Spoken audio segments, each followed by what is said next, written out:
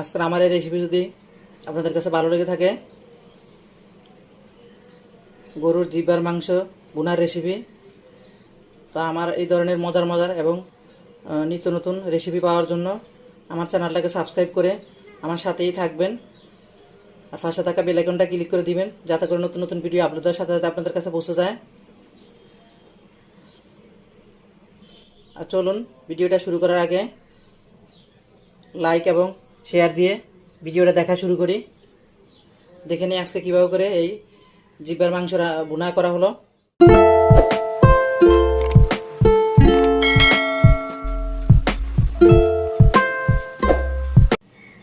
জিহ্বাটাকে প্রথমে আমি একটু সিদ্ধ করে নিব।